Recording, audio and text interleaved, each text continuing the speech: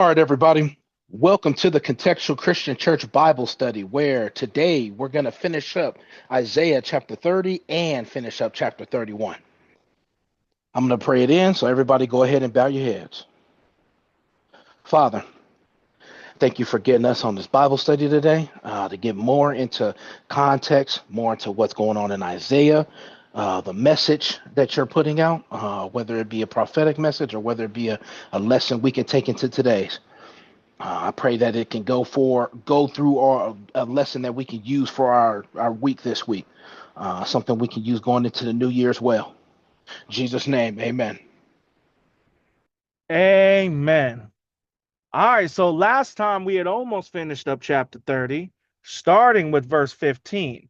But I could just simplify everything that we read really into two sentences.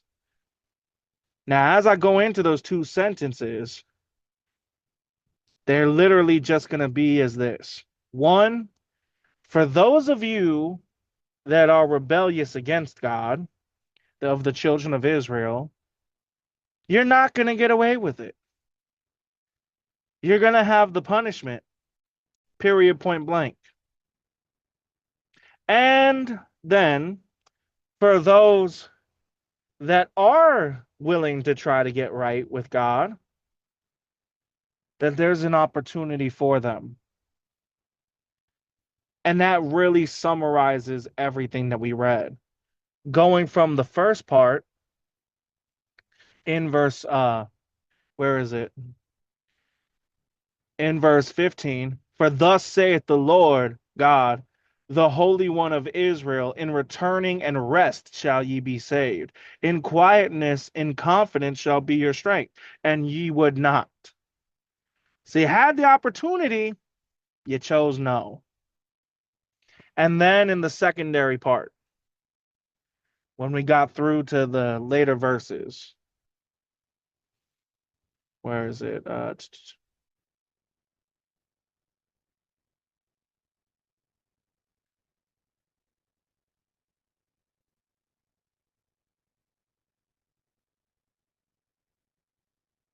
In verse 23, then shall he give the rain of thy seed, that thou shalt sow the ground withal, and bread of the increase of the earth, and it shall be fat and plenteous.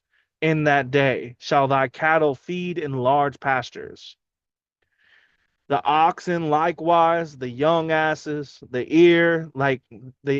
ground shall eat clean provender, which hath been winnowed with the shovel and with the fan. So all the wickedness is people that are wicked, there's like nothing left. So now we'll continue from that point in verse 28, and I'll say it out loud for the last thing that we heard. And his breath as an overflowing stream shall reach to the midst of the neck to sift the nations with the sieve of vanity. So the height of vanity, the brim of vanity. And there shall be a bridle in the jaws of the people, causing them to err. Bridle is a piece of metal, or sometimes wood, that they would put in the jaw of a donkey or of a horse, and it would be like where you would hold the reins to make sure that they turn to the left or right. So you're forcing them which way they go. But he's putting the bridle in that's causing them to err from their own ways. So now I'll switch it to our first section so our first reader can read.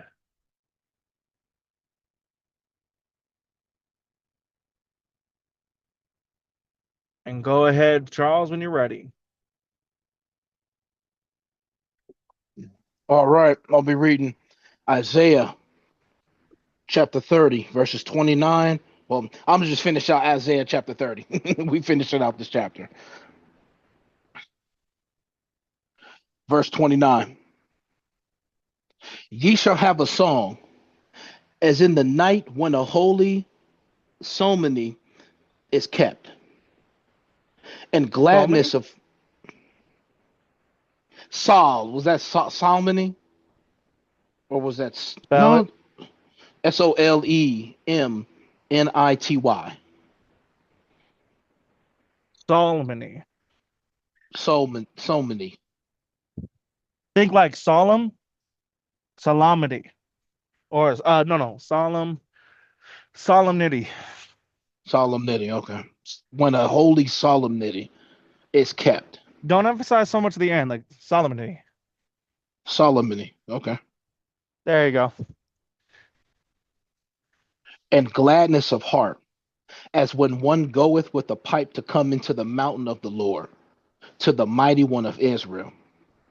And the Lord shall cause his glorious voice to be heard, and shall show the lighting down of his arm, with the indignation of his anger, and with the flame of devouring fire, with scattering, and tempest, and hailstones. For through the voice of the Lord shall the Assyrian be beaten down, which smote with the rod. And in every place where the grounded staff shall pass, which the Lord shall lay upon him, it shall be with tabrets and harps, and in battles of shaking will he fight with it. For Tophet is ordained of old, yea, for the king it is prepared. He hath made it deep and large. The pile thereof is fire and much wood. The breath of the Lord, like a stream of brimstone, doth kindle it.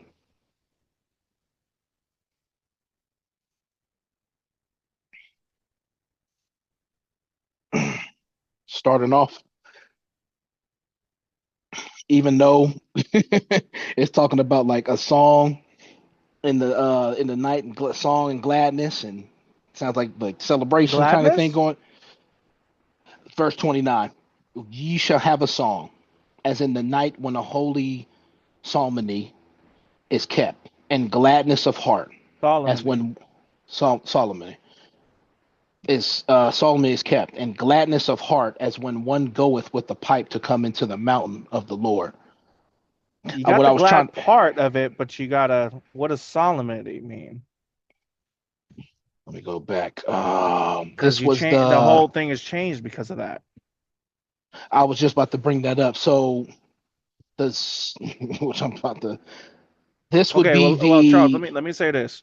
When you went to explain, you didn't explain that part. So when you started going into the gladness, it meant the way you explained it, it's like you're skipping it. That's why I thought you missed it.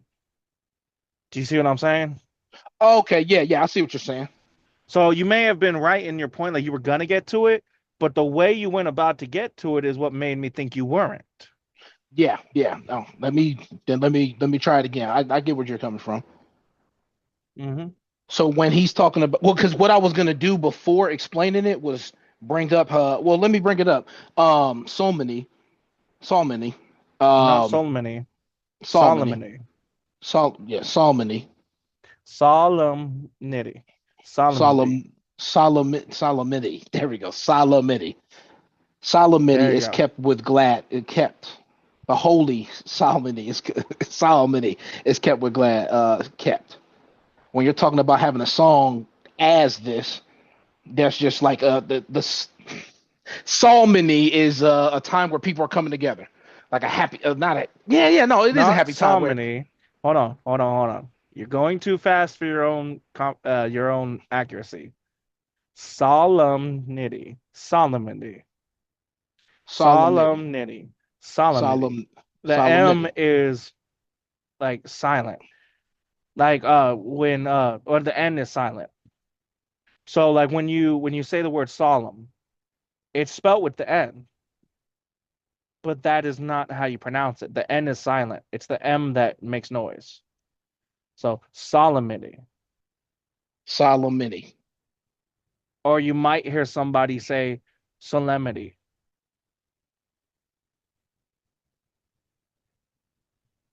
All right, so solemnity. This Yeah. is a this that is a particular when it brings up the holy version of that. That's just the festival. That's when people are coming together, eating No, together, happy times. No, Let me go back. solemnity is not party. That's not when everybody comes together to eat and to No, there's celebrate and different kinds of where they come together. Remember, they had the feast days, and it was the last day that it was specified that the celebration was with solemnness. so Now let that me I go think back with about it, this it one. should probably be pronounced solemnity. Let me check online. I'm curious. Okay.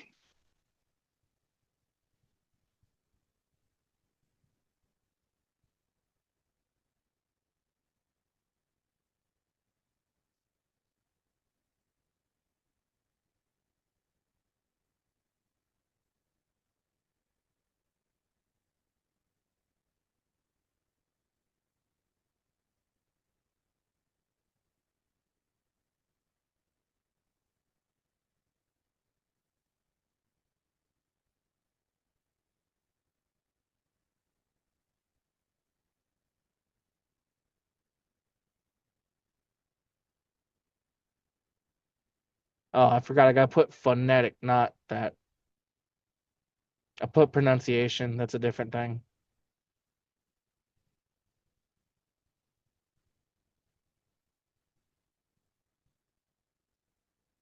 Solemnity. Yeah, okay. It's solemnity, not Solemnity. solemn. Solemnity. Yeah, solemnity. Solemnity. Solemnity. Okay.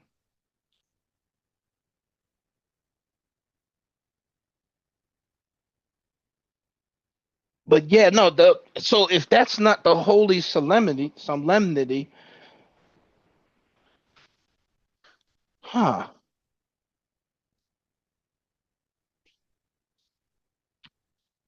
Going through my notes to see what I wrote down for that because I could have sworn I wrote down that as like a festival or people coming together eating and stuff.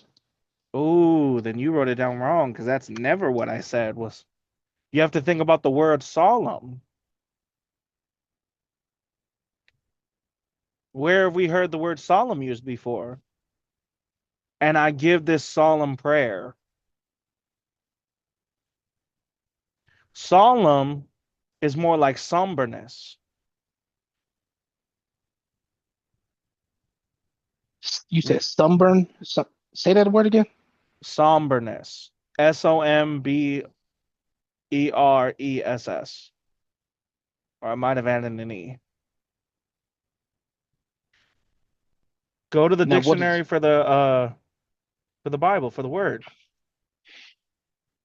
solemnity? When I go to that Solemnity.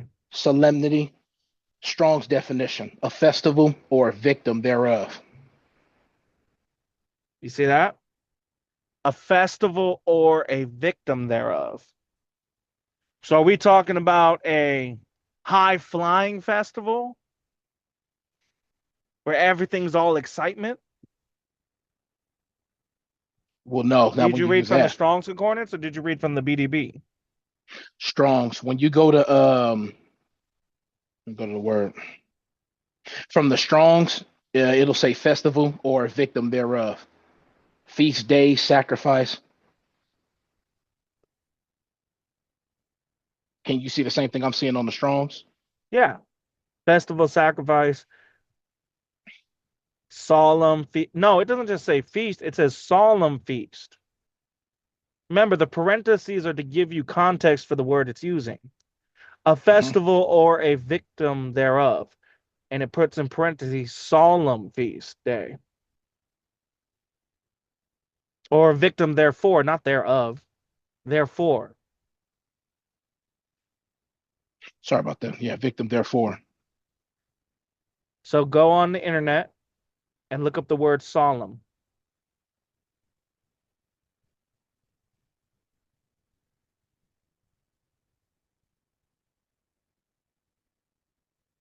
Formal and dignified, not cheerful or smiling, serious. You see what I'm saying? Now I see what you're saying. Now let me go back to the verse because this verse is interesting.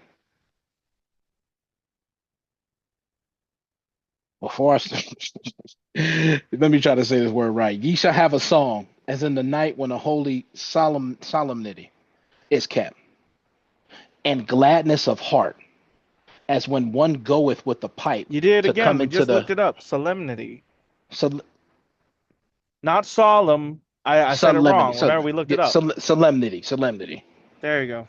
is kept. Now the next is what's throwing me off, and what I thought what made me think that it was like a good time and gladness of heart, as when one goeth with a pipe to come into the mountain of the Lord. Yeah. Well, think about it. If you're going to the mountain of the Lord, what type of mindset are you having? Are you going to be playing that pipe however you would in a No, regular party? no, I'm playing in a specific way because this is for God. Exactly. It's giving the same depiction differently. A holy solemnity. Ye shall have a song as in the night when a holy solemnity is kept, and gladness of heart as when one goeth with a pipe to come into the mountain of the Lord, to the mighty one of Israel. Notice it specifies to the mighty one of Israel as a side note, but as a main factor. Do you see what I'm Hmm. saying? Hmm. So if you're going to the mountain of the Lord, to the mighty one of Israel, are you going to be playing however you want to play, or are you going to be focused on how he wants it? Focused on how He wants it. Do you see what I'm saying now? So it's Now not that saying like a high flying party. It's saying you are having a celebration, but with focus and with what did the definition say again? let me go For back. go back to it. The solemnity. That definition of the other one. Yeah, solemnity. So on the From the Strong's. internet, from the Oh, internet. from the internet. We Okay, had to let me look go up to the internet. solemn. Uh, Not cheerful or smiling, serious. yeah, serious. So it's a joyful, but it's a serious moment. Let me write that down. Yeah, because you're not lollygagging and playing around when you're going up to when it talks about the mighty one of Israel to Jesus.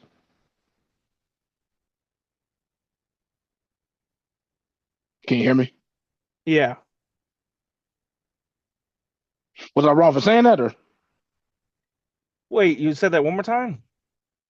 So I was saying you're not lollygagging or playing around when you're coming up to Jesus, the mighty one of No. Israel.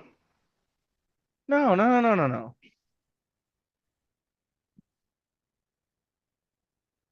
I mean, yes, it's accurate in the aspect in the aspen, that's not a word.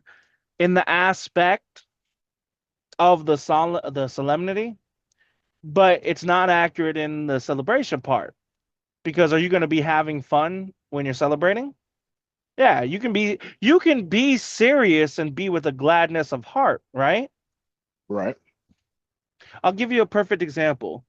If I wrote a love song for a woman, am I going to be joking around necessarily in that love song? No, you're not. Exactly. Now, somebody else, if we're talking about somebody else, would they be joking around in their love song?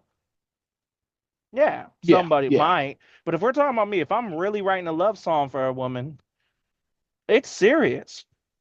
But when I sing that love song and what I put the words and everything for that love song, is there gladness and heart in that love song? Yes, it is.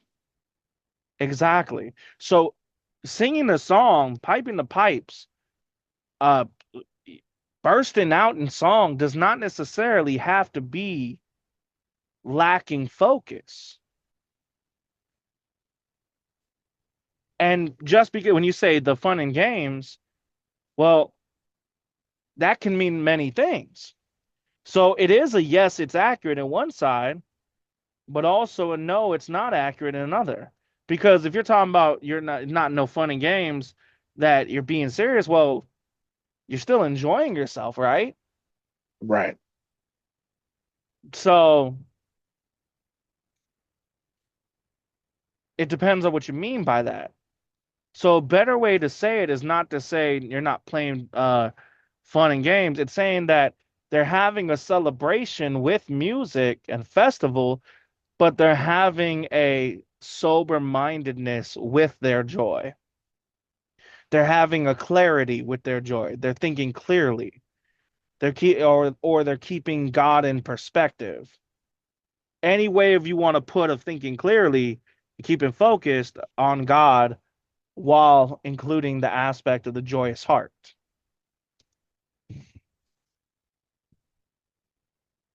I'm writing Because this you down can, as well. yeah, you're good.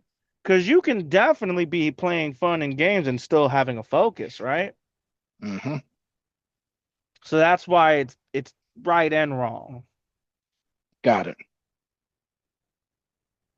Now, with bringing that up, because we ended on us talking about like what I read in that last one, talking about like the last of days, and then with 29 and verse 30, it 29 and 30 still sounds like the like we're still in the last of days. We're still talking about it, so it's still connected to that last section.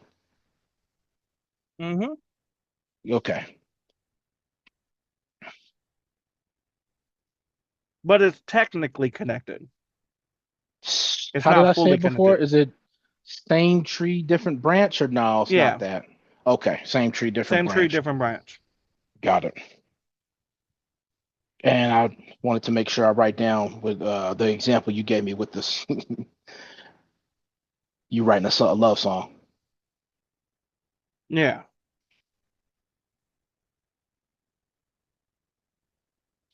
All right.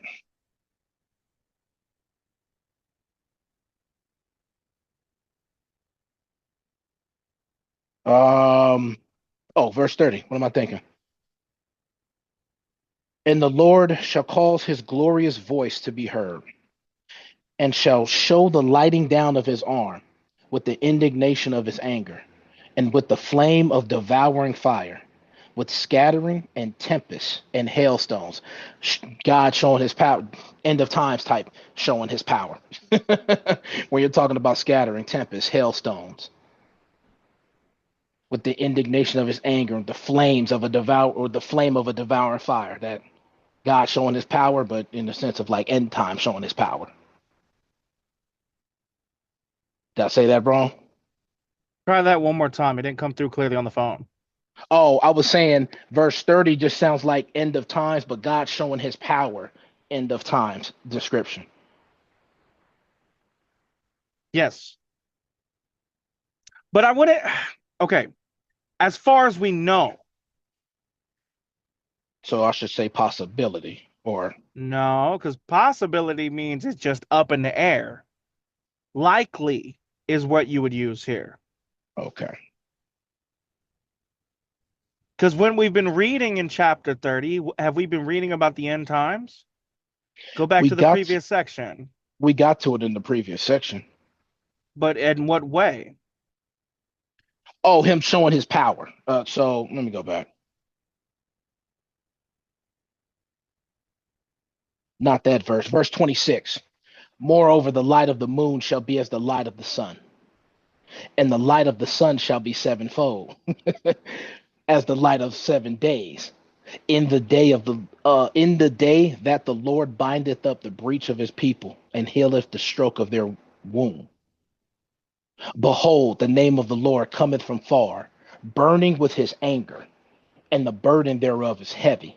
His lips are full of indignation, and his tongue as a devouring fire, and his breath as an overflowing stream shall reach to the midst of the neck to sift the nations with the sieve of vanity. And there shall be a bridle in the jaws of the people, causing them to err. That still sounds Now, like, when we're oh, reading that, where exactly in there did it say end times or show anything of the world ending? so It what said I his got of it, brightness was going to be there, right?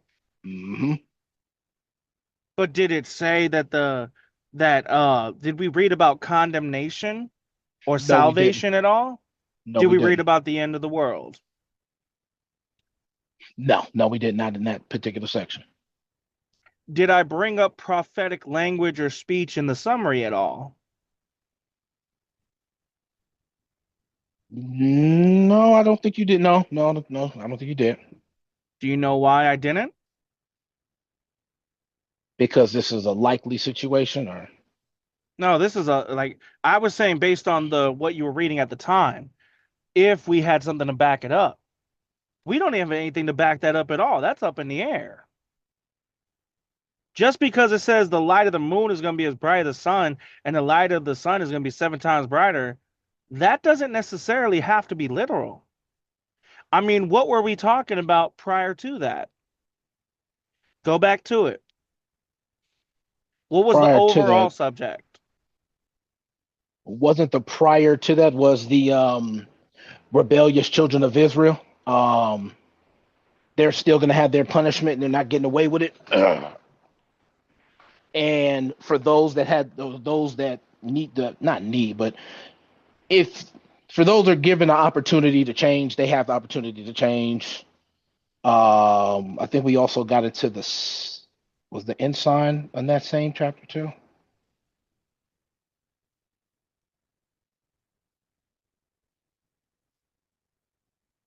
Say that one more time. No, I was thinking about something else.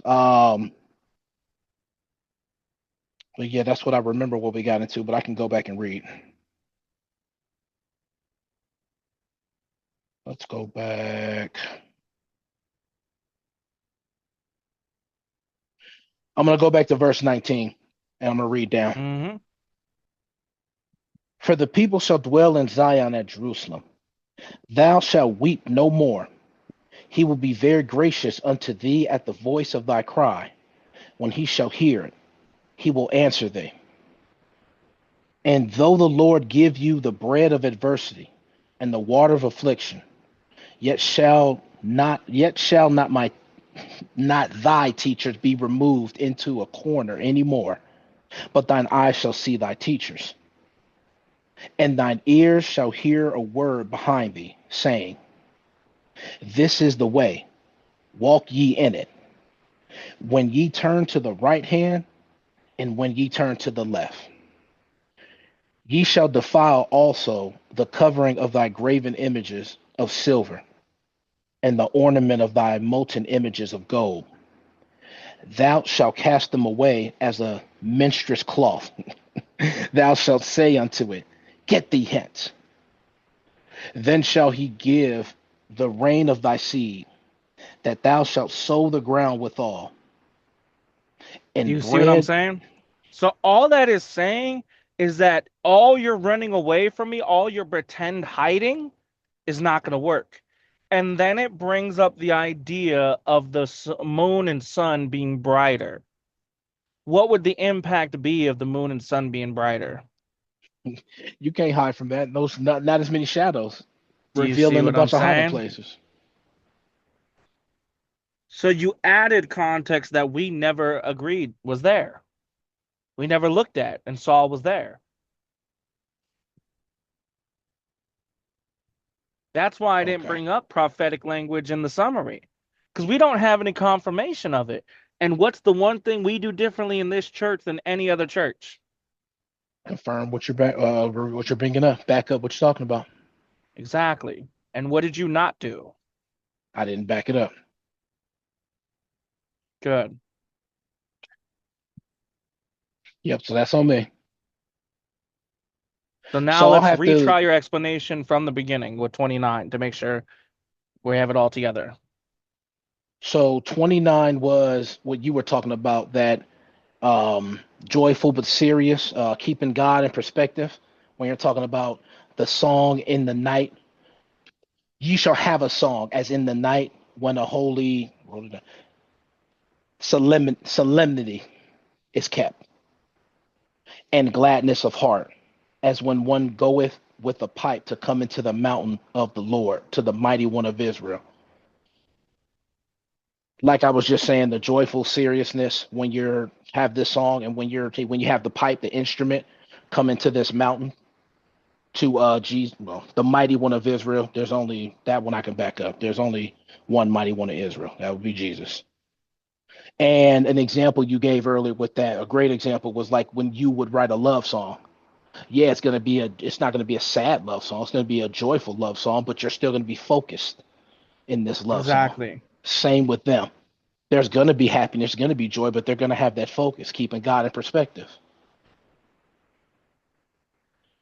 Now, verse 30, let me reread it. And the Lord shall cause his glorious voice to be heard, and shall show the lighting down of his arm with the indignation of his anger, and with the flame of a devouring fire, with scattering and tempest and hailstones. All of this just sounds like God showing his power. Shall cause his glorious verse to be heard, and shall show the lighting down of his arm with the indignation of anger and with the flame of a devouring fire.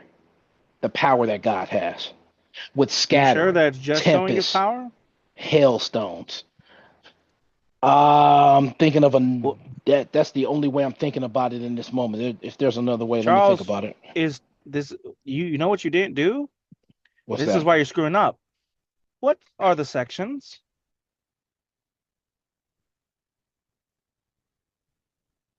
I didn't get to that part. What is the first thing you're supposed to do when you go to your explanations? I was wondering if you were going to figure it out. Sections. Um, yeah, Is sections. 30 by So itself? I let me want you to read. see this so you know for future reference because you have a constant problem with not doing that first. That needs to be the first thing you do. What is the and if we go in order with the two parts of it because it's still making sections, what are the first two things you need to do in order? If the last section was connected to the or if my section that I just read is connected to the last thing we talked about in the last study, and the Mhm. sections I need to bring up. And Yeah. this is why you need to do this every single time. Now I want you to look at those sections and see why you screwed up.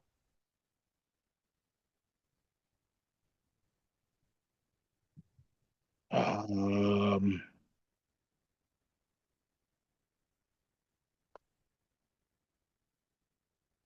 I think I had the answer of the sections earlier. Let me reread the last one.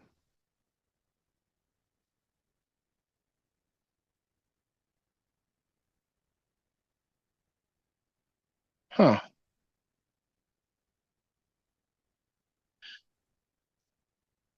As far as So I know, we didn't go through the sections. We only did the is it connected to the past. no, we didn't. We didn't go through the sections. So let's do it now. Starting off this. Wait, no. I think did I bring? Oh no, I think I had asked a question earlier, and we were talking about the same tree, different branch on how it wasn't connected in a sense. Like Yeah, technically it was, but technically it wasn't. So we did that part already. but that was So only for 29 because we had to go through the whole depiction of what solemnity means. right, that's what I forgot. Okay. So 29, let me read 29, and the Lord shall cause his glorious.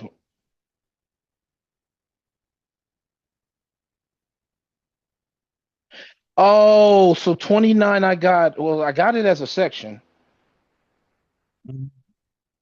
30, and the Lord shall cause his glorious voice to be heard, and shall show the lighting down of his arm with the indignation of his anger, and with the flame of a devouring fire, with scattering and tempest and hailstones.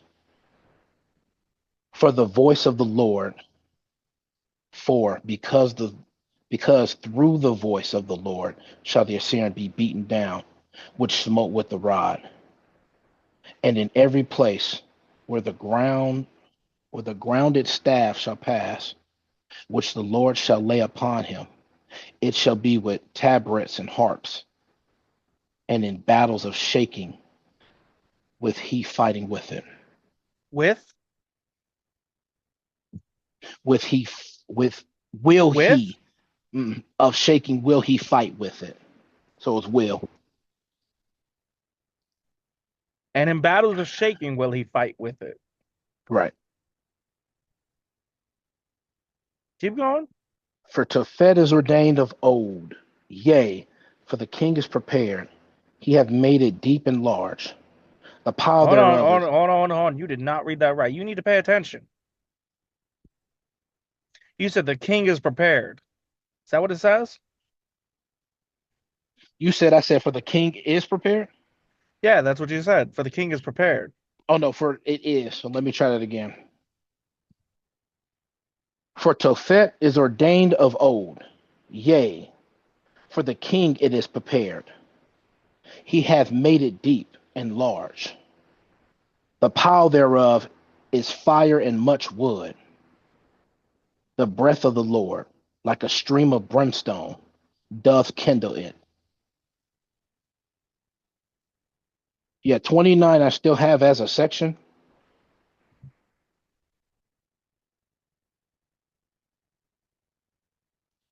It sounds like 32 is with 29 though. How? And in every place where the grounded staff shall pass, which the Lord shall lay upon him, it shall be with tabrets and harps, and in Okay. battles of shaking will he fight with it.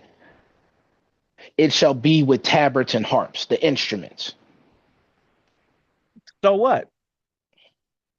So what? It has instruments. What does that have to do with 29? What's going on in 29? Is that a battle? Yeah, that sounds like a battle. That sounds like a fight. In 29? No, 32 sounds like that. 29 is different. Okay, I asked you a question and answer my question. 29 doesn't sound like that. Exactly. 32 is battle. If you got harps and you got tabrets, remember a tabret is like a type of cymbal, like on a drum kit, Right. clashing, and harps. You got music playing in battle. Versus in 29, what is the situation there?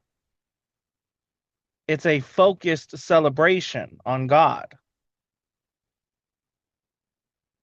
So how are they connected? They're not. Now, I don't want you saying that just because I said it. Do you understand how they're not connected? 29 is that joyful but serious focus, putting God in perspective, that song and the gladness of heart and all of that, which is different from an actual battle, from a fight. Yeah. Where's the Do joyous of heart in a armies have battle? music in battle? Sometimes. Just depends, but I mean, it's great for motivating the soldiers. mhm. So, yeah, it's possible. So, we're talking about a whole different thing. So, is 29 part of 32? No, This is what you got to keep in mind. This is the perfect example of your detail problem. And I'm going to keep bringing it up as many times as necessary. Are the instruments a detail or are the instruments an overall point? they're a detail for this. They're not the overall point for either verse. Exactly. When you're seeing whether or not something is connected, you need to make sure the overall point is connected, not just the details. The only time that the details matter on connection is if it's literally saying the same thing. But then again, if it's literally saying the same thing, wouldn't it have a similarity in the overall point? Yeah, it would. So what you need to make sure when you're seeing if it's connected as the same section is it saying the same thing overall? Is the overall point the same? In 29, what's the overall point? A celebration, but with focus. In 32, what's the overall point? A battle with music going on. Not the same at all. So that'll help you in future reference to be able to catch those things easier. Like just because it has the same details does not mean it's the same context. Does not mean it's the same section. Now, when Got we it. look at 30 through 32, actually through 33, how does 33 look? Let me reread because 33 was. For Tophet is ordained of old. Yea, for the king it is prepared. He hath made it deep and large. The pile thereof is fire and much wood. The breath of the Lord, like a stream of brimstone, doth kindle. It was throwing me off. Let me go back. For Tophet is ordained of old. Yea, for the king it is prepared. He hath made it deep and large. The pile thereof is fire and much wood. So Tophet for the king, for the king of Tophet. There's a pie. What? This Wait, that did it say the king of Tophet? it just said for the king it is prepared. Okay, what is the it?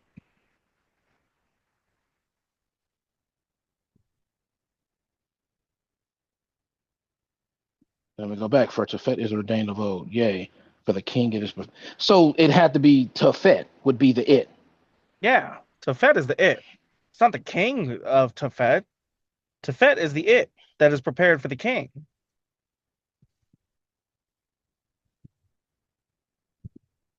Tophet is prepared for the king. He hath made it deep and large. It is still Tophet. From the sounds of it, sounds like it is still Tophet. The pile thereof is fire and much wood. When you go from deep to large, and then the next detail, the pile thereof is fire and much wood, that sounds like Tophet would be the pile thereof is fire and much wood. Yeah, So it's left to waste, left to burn, actually. Let me say that. yeah. The breath of the Lord, like a stream of brimstone, does kindle it. So God's, so it sounds like God's breath. It's kindling this pile of fire that we're talking about here. So fifth, the pile So of we're talking fire. about the destruction from God, right? Yeah. So then here's the question. Is 30 connected to 33?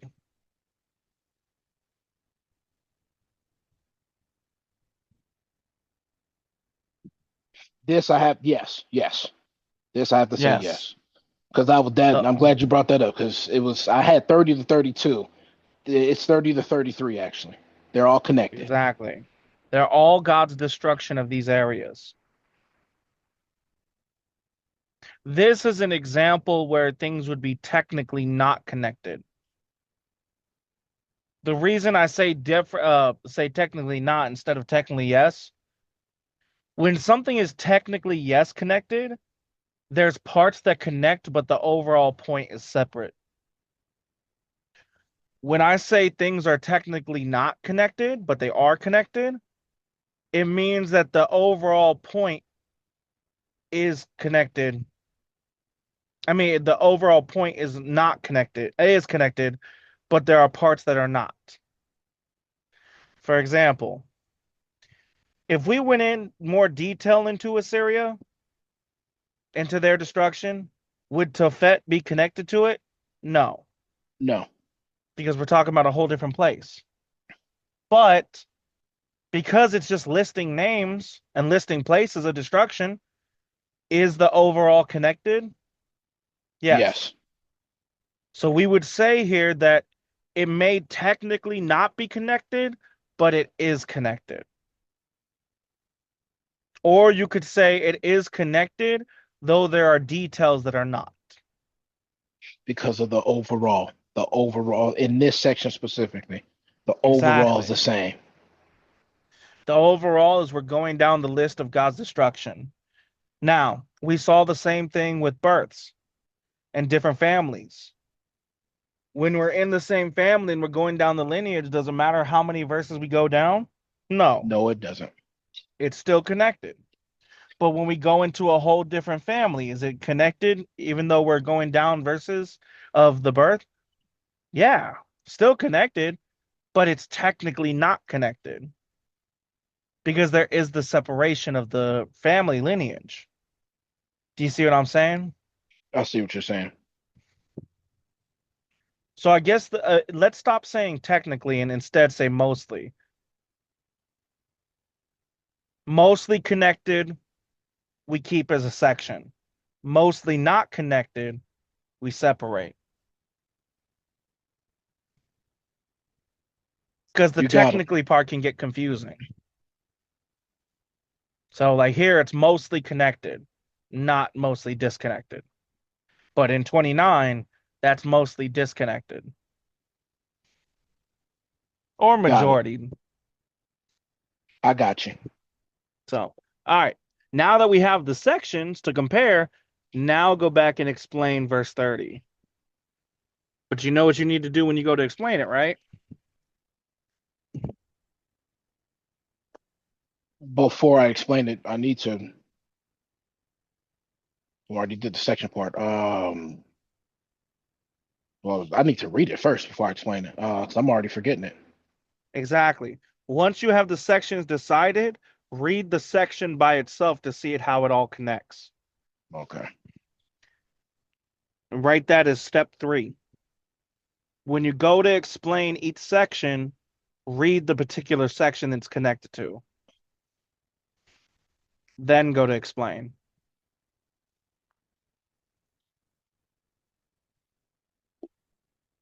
All right. Matter of fact, hold on for a minute. Let me write it down. Mm-hmm. Today's going to be a longer one.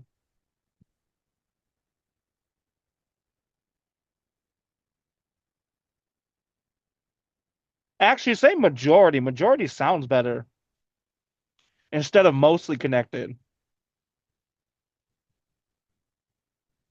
Or how does that sound to you? Which sounds better to you, majority or mostly? For clarity. Um, let's use mostly. Since Okay. my brain's kind of stuck on mostly right now. Okay. Verse 30. And the Lord shall cause his glorious voice to be heard, and shall show the lighting down of his arm, with the indignation of his anger, and with the flame of a devouring fire, with scattering and tempest and hailstones. Verse 30. So I'm still thinking about God. So, and the Lord shall cause his glorious voice to be heard. First, your voice is heard, God's voice is heard. And it's bringing down all of these like powerful things that God can, like showing the lighting down of his arm with the indignation of his anger and with the flame of a devouring fire. Now, with all of that, that got me thinking about God showing his power, but in destruction, because we're talking about of his anger and with the flame of a devouring fire, and then all the other stuff that comes after with the scattering, with the tempest, with the hailstones. This sounds like his power, but showing his power in destruction. This is like destroying type power. This is destruction type power. Yeah. And then verse 31. For through the voice of the Lord shall the Assyrian be beaten down, which smote with a rod. So the Assyrians are going to be beaten down. And simple, yeah, they're just going to be beaten down. There's no other way to. That's the second form of God showing some form of destruction. There's the second one right Exactly. there. Verse 32. And in every place where the grounded staff shall pass, which the Lord shall lay upon him, it shall be with tabrets and harps, and in battles of shaking will he fight with it.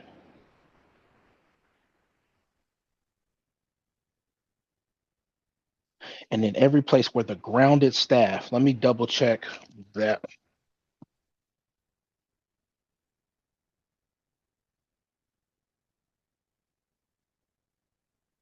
I'm double checking grounded staff because when I go to grounded, feminine of H4143, a What foundation do you figured to. yeah, well, what do you Oh, think go ahead. grounded means? Like if you throw the ball and the ball's grounded, what happened? It's just gonna stay on the ground. What do you? Yeah. You're Also, a staff overthinking that just it. stays. Oh, so just a staff that just stays on the ground for every place where there's a staff on the ground. So every place where there's a staff on the ground, the Not where Lord, there's a staff on the ground. and in every place where the grounded staff shall pass. Oh, shall pass. So in every place, so where the grounded staff shall pass. So just a staff that's on the ground that's going to pass by. So every place where Yeah. this staff that's on the ground, basically a staff rolling around. Every place that staff rolls around to. Yeah. Think about like a walking stick. I'm Every literally in my time it hit, head. yeah, I replaced the tumbleweed with a little stick just rolling around, yeah. which the Lord shall lay upon him, which God set up. God put that there. It shall be with tabrets and harps, and in battles of shaking will he fight with it. It shall be with tabrets and harps, and in battles of shaking will he fight with it. Oh, in battles he will fight with it. Didn't you bring this up earlier? Sometimes when you're in war, they have instruments. Some armies do that. They have the instruments with them. They have some Yeah. form of instruments in the battle. So you're To gonna give have the the instrument. soldiers encouragement. Yeah, you're so yeah. I'm just imagining that. Like, well, I can't think of the movie right now, but I'm thinking of a military or army marching with the or not marching, but just in battle with the instruments in the background. Yeah, you've seen movies and stuff where Hmm. armies have trumpets and they'll blow the trumpets in a certain tune, Hmm. get everybody and the soldiers pumped for the fight, or before the leader of the army goes to speak. So we got the battle in verse 32 then. So that's funny. Oh, and 33, I brought up that Tophet is ordained of old. Yea, for the king it is prepared. Tophet is prepared. Tophet is prepared for the king. Tophet is also what I brought up earlier, that pile that's in fire, that's on fire, it's engulfed in flames. And God is keeping that flame going, keeping the flame of Tophet going. In other words, destruction. Exactly. Wait. Look up Tophet. I did earlier. Probably a form of H6212. Tophet, a place of cremation. Yeah, a place of cremation. A site in the valley of Hinnom near Jerusalem. Hinnom also Guyana.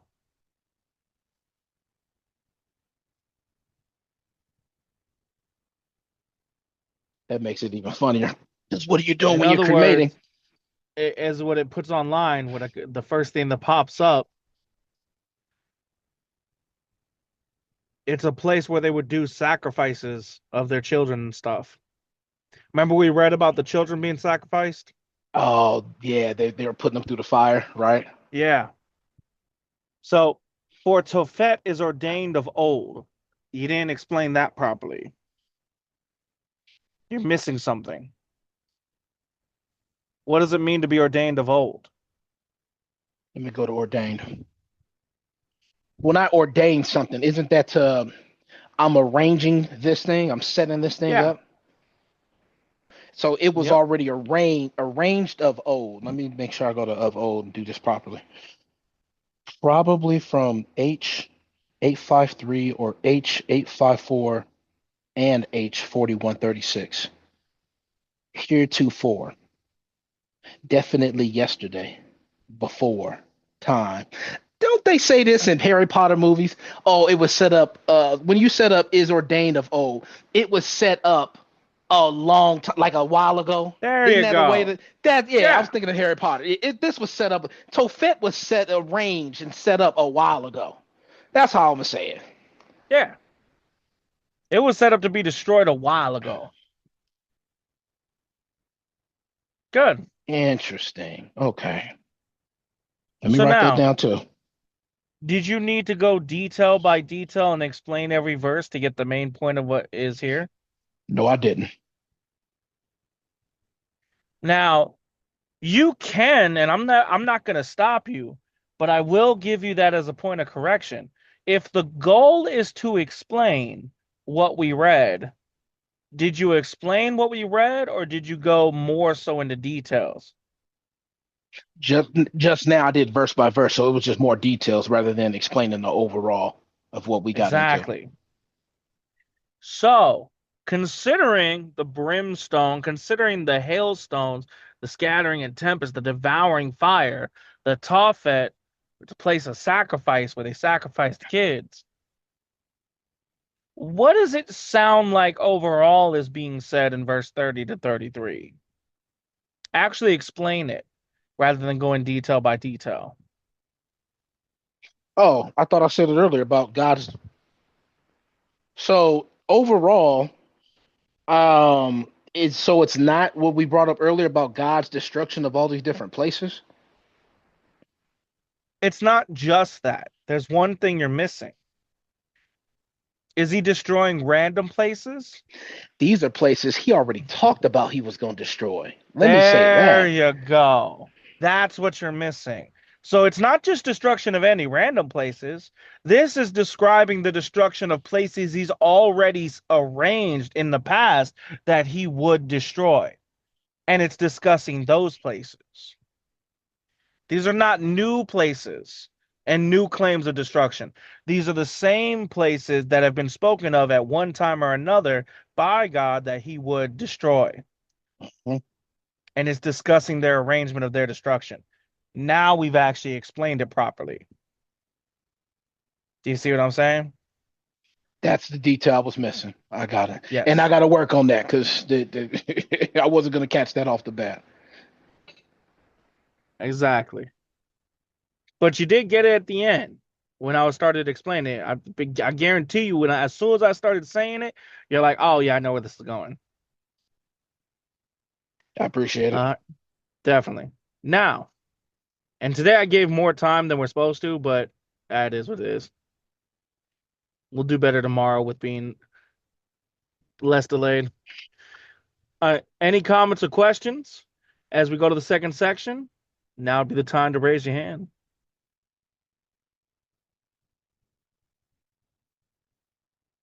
All right. Then I'll go ahead with Isaiah chapter 31 and verses 1 to 5. Now we're about to be repetitive. I didn't even notice that when I set it up. All right. Anyways, I'll give everybody a second. All right. Verse 1. Woe to them that go down to Egypt for help, and stay on horses, and trust in chariots, because they are many, and in horsemen. Oh, wait, I read that wrong. Woe unto them that go down to Egypt for help, and stay on horses, and trust in chariots, because they are many, and in horsemen, because they are very strong. But they look not unto the Holy One of Israel, neither seek the Lord. Yet he also is wise, and will bring evil, and will not call back his word, but will arise against the house of the evildoers, and against the help of them that work iniquity. Now the Egyptians are men, and not God, and their horses are flesh, and not spirit. When the Lord shall stretch out his hand, both he that helpeth shall fall, and he that is holpen shall fall. And they all shall fail together. For thus hath the Lord spoken unto me, like as the lion and the young lion roaring on his prey, when a multitude of shepherds is called forth against him. He will not be afraid of their voice, nor abase himself for the noise of them. So shall the Lord of hosts come down to fight for Mount Zion, and for the hill thereof. As birds flying, so will the Lord of hosts defend Jerusalem. Defending also, he will deliver it, and passing over, he will preserve it. All right. So it looks like we had a repetition from the start of chapter 30 or 29, where those who are trusting in other nations or in other things other than God, they're not actually going to have the help they need. They're not going to have everything that they need. As a matter of fact, they're going to be taken out along with the people that they trusted in. Now, I could go into details and say Egypt as a specific, but Charles, is Egypt the main point here? No. Exactly. And what he said is kind of hilarious when you think about it. Why are they trusting in horses, Charles? I'm going to go back to that verse about the horse being powerful, but it No, that was the horsemen, not the horses. The horses and chariots had a different reason. and trust in chariots because they are many, because there's just a bunch of them. Yeah, yeah. You're trusting in them because there's a lot of them. And the horsemen, you're trusting in them because they're very strong. But you don't trust in God? That's sarcasm if I ever heard it. You're sitting there trusting, it's like me telling you, you're sitting there trusting in your friend to help you with your homework because you think he's intelligent, but you don't trust in me and I teach the stuff? That's pretty much what he's using as sarcasm. You're trusting in somebody who's just researching and not trusting in the one who actually teaches it. Now, in reality, that's a bad example because a lot of teachers don't know squat about what they're teaching. But for the sake of the example here, it does work for the concept. Because in God's place, God doesn't have that fault that humans do. God doesn't teach something he doesn't know. God knows all things. It's like trying to learn from a student who says he's a disciple of God rather than learning from God's word itself. That's a good example. All these preachers who say they know the word of God, but you don't actually read the word of God to see if it's true.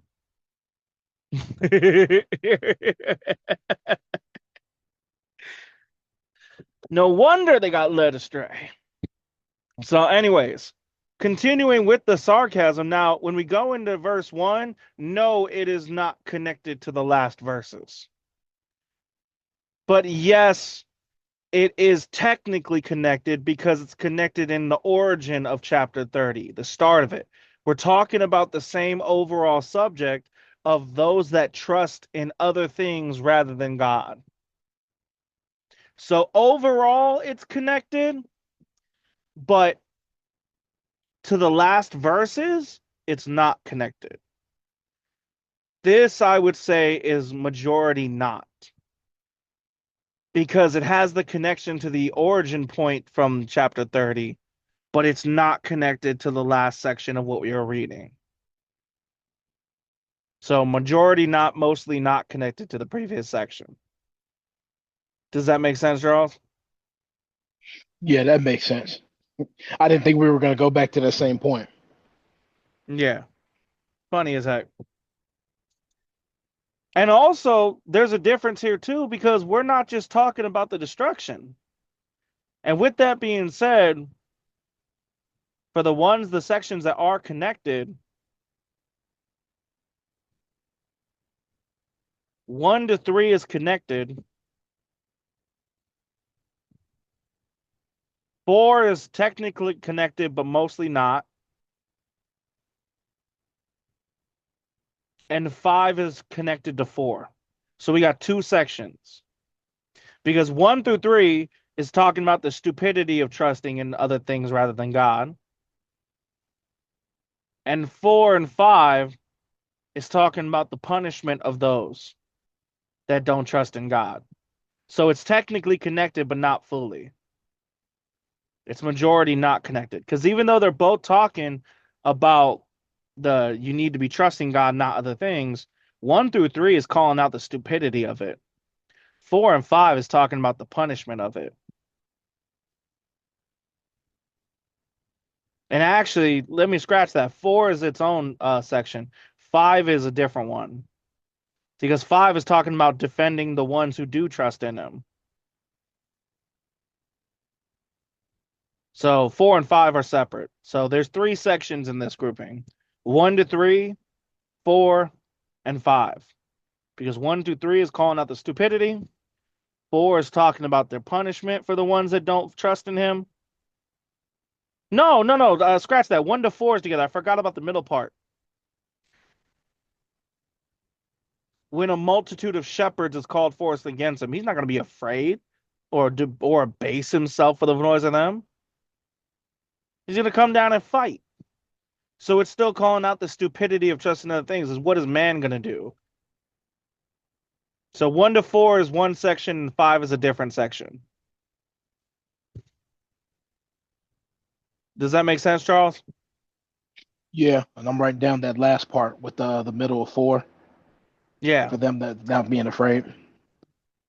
Yeah, like what is the whole thing is comparing man to God. That's how you could simplify it.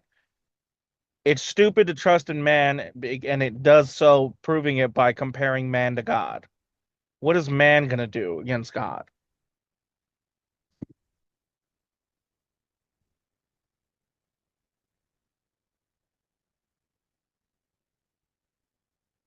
Got it.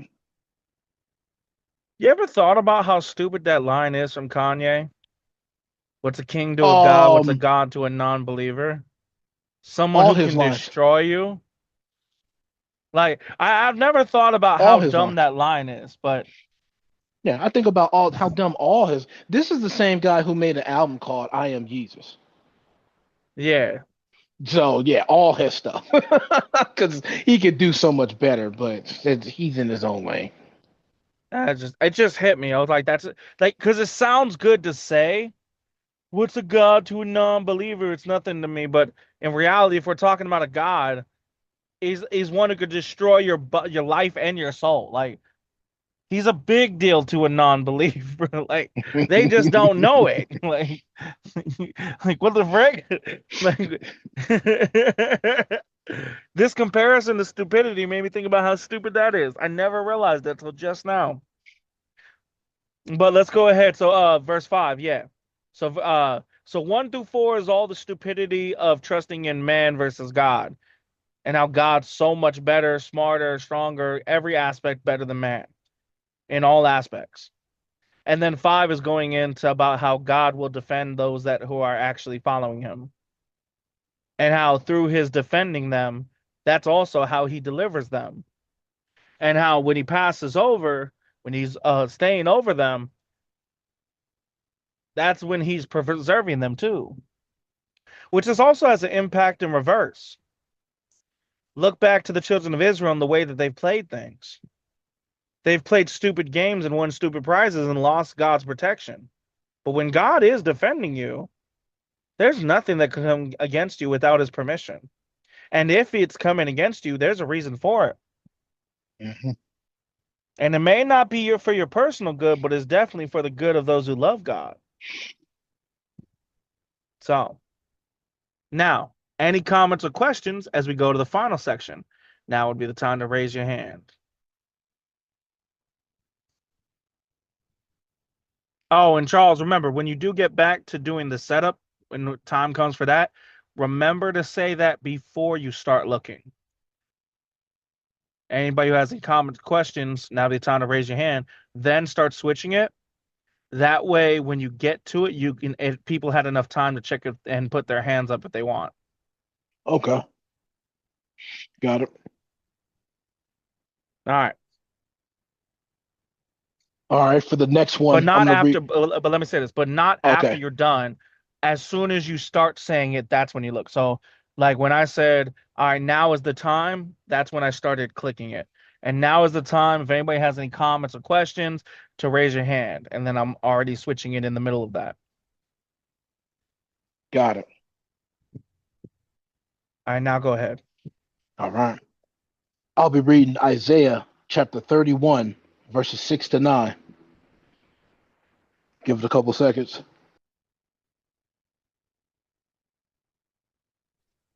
Verse 6. Turn ye unto him from whom the children of Israel have deeply revolted. For in that day every man shall cast away his idols of silver and his idols of gold, which your own hands have made unto you for a sin. Then shall the Assyrian fall with the sword, not of a mighty man, and the sword, not of a mean man, shall devour him. But he shall flee from the sword, and his young men shall You be read that wrong, by the way. The whole thing, or just verse 8? Verse 8. You paused too much in the wrong spots. Here's how it should have been read. Then shall the Assyrian fall with the sword, not of a mighty man. And the sword, not of a mean man, shall devour him. Notice how I gave smaller pauses, even though I still paused? I gave Right. smaller pauses at the commas.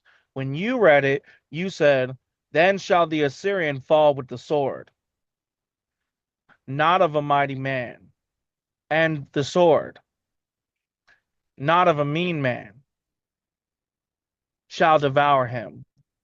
Your pausing incorrectly gave a completely different interpretation. Let me give it another shot. Well, before you do, but do you get where what the interpretation difference is between those two statements? At the moment, not right now. No. All right.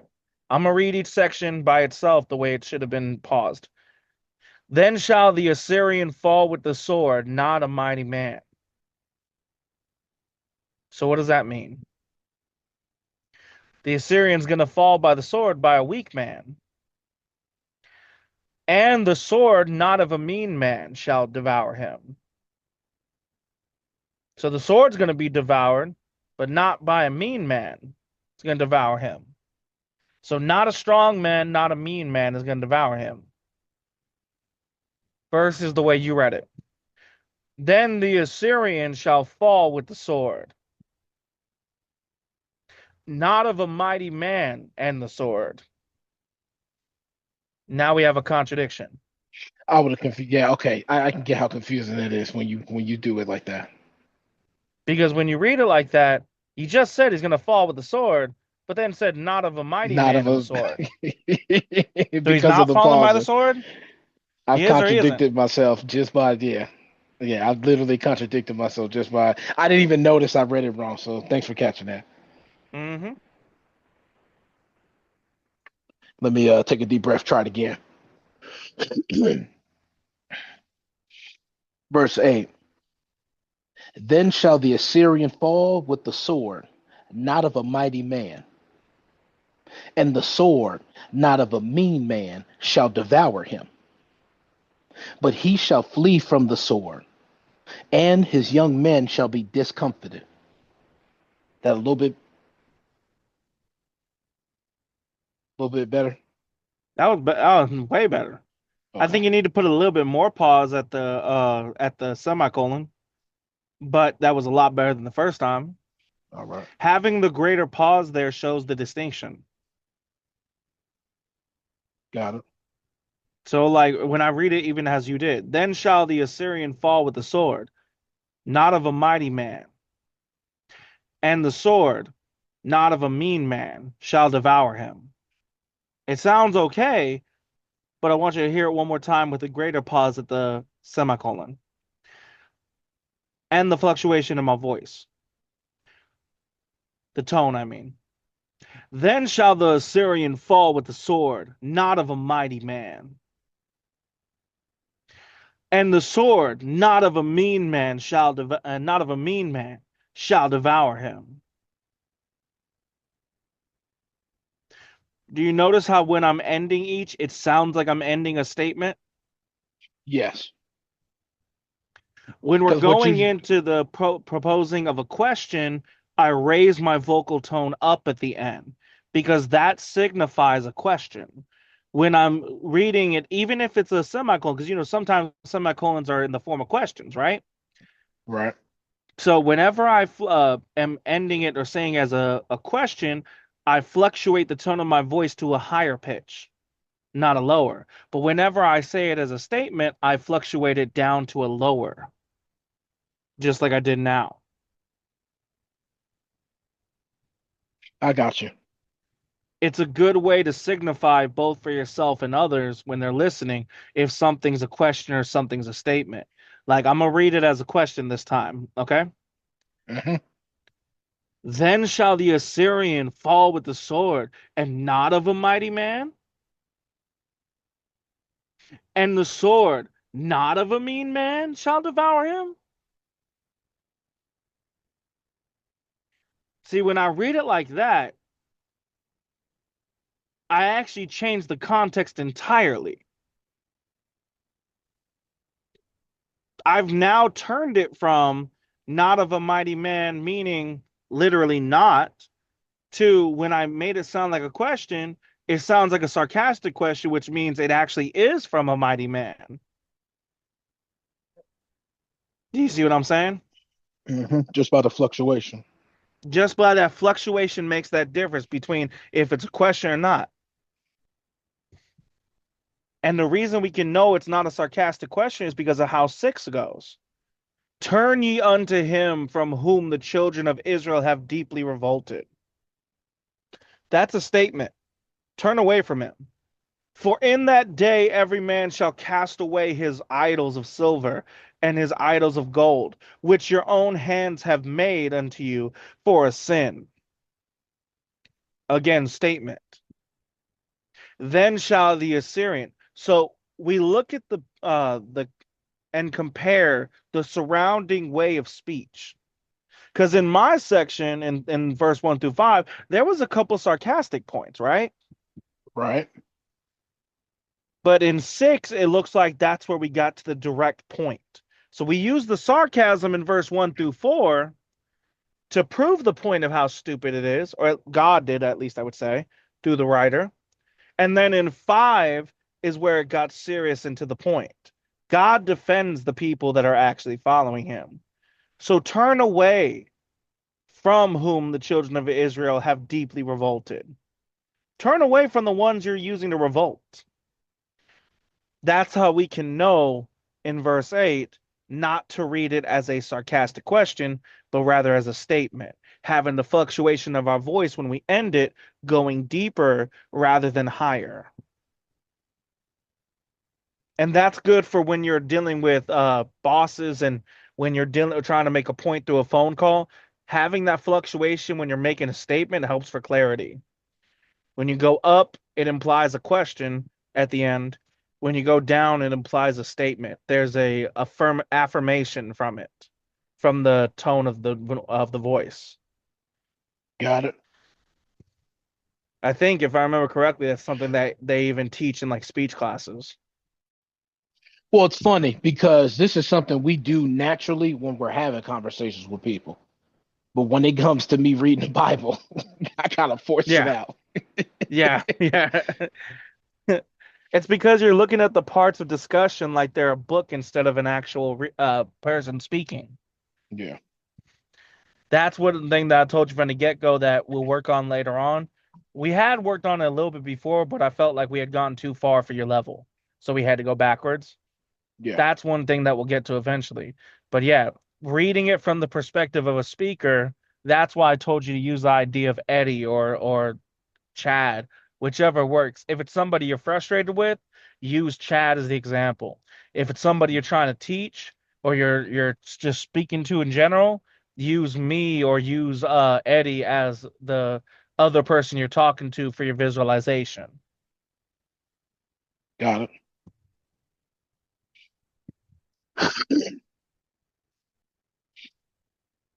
I'm at verse 9.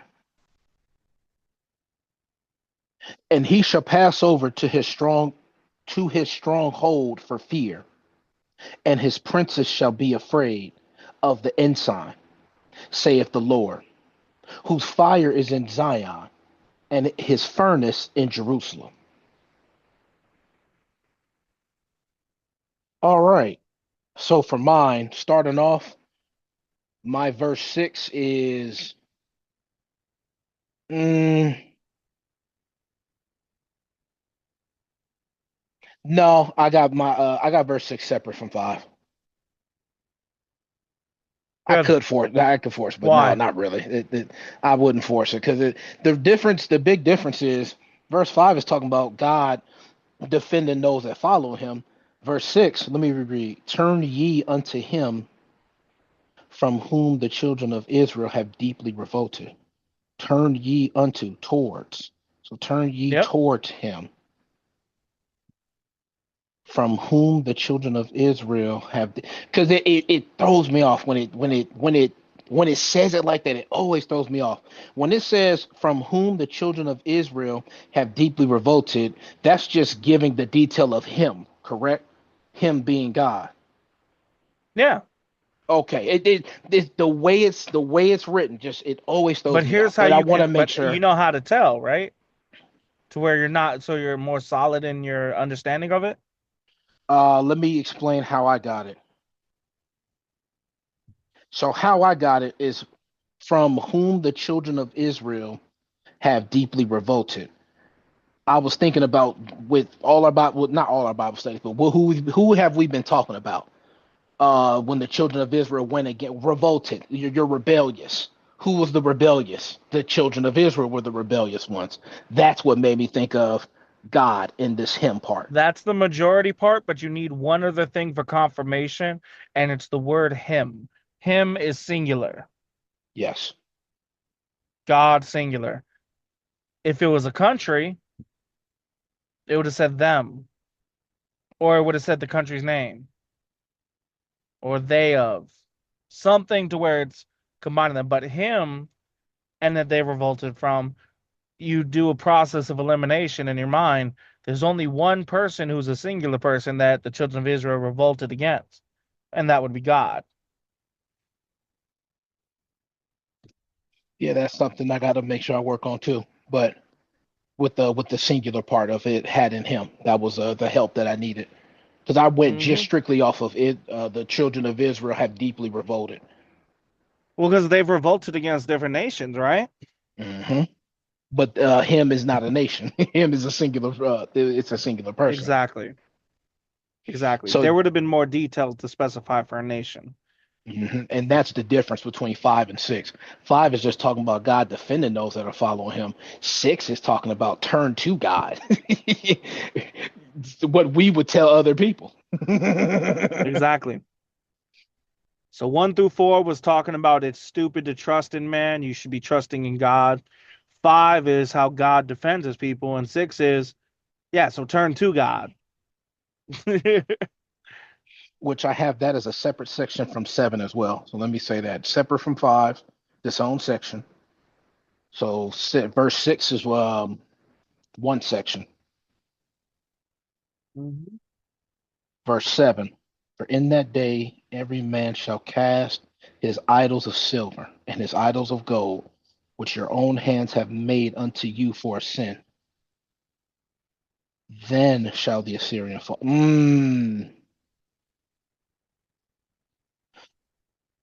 And he shall put, okay, 7, 8, and 9 I have as the same section.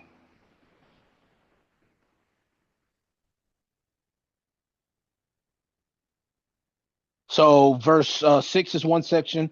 The second section is 7 to 9. Good. But to what level? Are we all connected with 7, 8, and 9? And 6 is separate? Is it majority 7, majority 8? How is that all working in that section? It's more, we start off something going on in 7, and then 8 and 9 are more, they're more connected than 7. So like, how would I supposed to say it? Would I supposed to say majority for this one? Because it's mostly 8 and 9. 7 is part of it, but mostly 8 and 9. So that would technically be majority, right? Because there's just 2 out of 3. Okay. All right. Incorrect for the whole Okay. thing. Turn ye unto him from whom the children of Israel have deeply revolted, rebelled against deeply. For in that day every man shall cast away his idols of silver and his idols of gold, which your own hands have made unto you for a sin. What's the point in 7? What does the The word point for is mean? because. So what's the point of 7? Okay, so it would have to. So turn ye to God. Boom, boom, boom, boom. Because in that day, every man shall cast away his idols of silver, and I separated them because I didn't have all I had was just turn to God with verse 6. I didn't put them together. You didn't think about how they're connected. Turn ye to God. Turn ye unto him whom the children of Israel have deeply revolted. How did the children of Israel revolt against God? There's only one answer in that. Oh, just sinning and not doing what you're supposed to be doing. Yeah, there's a greater, more specific one than that. What did they do every time before they started going into all this? It was the first sin they'd always commit every time reading. The I can't remember. If it was idolatry or trusting other people Yeah, or idolatry, idolatry. worshiping of other gods. And what happens at 7?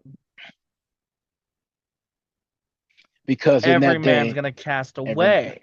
hmm So we have the type of revolt that the children of Israel did being listed as being cast away. So 6 and 7 are connected. Because in 6, it's saying to turn to God, the one who the children of Israel revolted against. And it's saying in 7, because in that day, every man is going to be throwing away these idols. Literally the same thing of what the children of Israel, how they revolted against God. You see what I'm saying? because you brought up one of the main the focal point reason on what they did going into idolatry. Now I see it. Exactly. Well, what is it to revolt against God? You have to practice idolatry by doing that, right? Right, Because if you're revolting against God, you're serving something else. right. Man will serve something. The question is not whether or not man is serving something. The question is, what is he serving? He could be serving himself, making himself out to be God. He could be serving another religion, another God. He could be serving money. Money becomes his God. Doesn't matter what it is, but man is always serving something. No Another, man throughout all of history ever is literally just doing things logically and everything and thinking them through and just like, okay, different situations call for different things and it not have some backing of their ideology. another reason why I should have put them two together. What happens when the children of Israel are going back to God? They're doing what's said in verse 7. Cast Exactly. away the idols of silver, cast away the idols of gold. When you're going to God, that's what you're doing. Well, that's what they were doing. That's what we would be doing too when we're coming to God. Yeah, so I should Exactly. have. Yeah, so that's my fault. I should have put them two together. And then for 8 and 9, are 8 and 9 connected? Yes. So your section should have been 6 and 7 and then 8 and 9 because you connected 7, 8, 9. What exactly does 7 have to do with 8? Now that we broke that down, nothing, Nothing at all. nothing. That's the point. You got to Got it. look for remember, details matter, don't get me wrong, but it's the overall point that lets you know what the sections are. When you're reading, what's the overall point of 6? Turn to God. What's the overall point of 7? Getting rid of your idols. Well, what are you doing if you're getting rid of idols? You're You're turning to turning to God. God. Then we get into 8 and 9. What's the overall point in 8? Assyrian fall, shall the Assyrian fall with the sword. Now all the details of not a mighty man, not a mean man, but he shall flee from the sword, and his young men shall be discomfited. So when it says that he's going to fall with the sword, he'll have the sword. So they're going to be thinking they're going to be able to be strong, but They're not going to be mighty and they're not going to be mean. They're not going to. This is literally talking about the Assyrian falling and being as like running. They're falling as they're running from the sword. And then what does it say in 9? And he shall pass over to his stronghold for fear. Well, who's the he in 9 then? The he would be the Assyrian. Exactly. Now, how do we know that? Because God does not fear. So it can't be talking about God. And in the context we've been reading, have we brought up anybody else besides God? Well, not in the current context. So 8 and 9 are connected. So we got 6 and 7, and we got 8 and 9.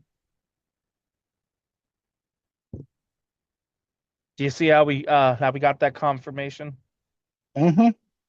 And I see, like I brought up earlier, had I thought about what your literally verse 7 gave me the blueprint on why I should be with 6, not separate from 6. When you cast away your idols, you're going to God. That should have been it didn't click then, but it clicked after. I made the mistake. Yeah. And 8 and 9 are, I already had them as the same. I can't even say click because I had to explain it to you. After you explained it to me, it clicked. That's why I'm like, I should have clicked before Charles, you explained it. Charles, if I have to explain it to you, it's not that it didn't click. It was given to you. I made it click. What's wrong with saying both? What I just said?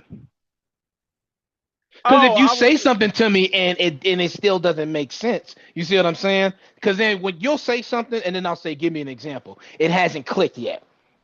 Until you see what I'm saying? Playful, Charles. Oh, I'm taking away your credit, Charles. You're taking away my credit when you're saying afterwards it clicked. I get no credit. You have to explain it. I don't get any That's credit. That's my point. That was the playfulness. Is I was like, bro, you trying to take my credit? I only get credit for showing up on time. E for effort, no A for everybody. Yeah, literally E for effort. That's what I get. I get an E plus, and I want a plus plus. Exactly. Yeah, I get an E for effort. I don't get a C for credit. No C for credit, just the E for effort. Nope, I just get an E for effort. That's all I got.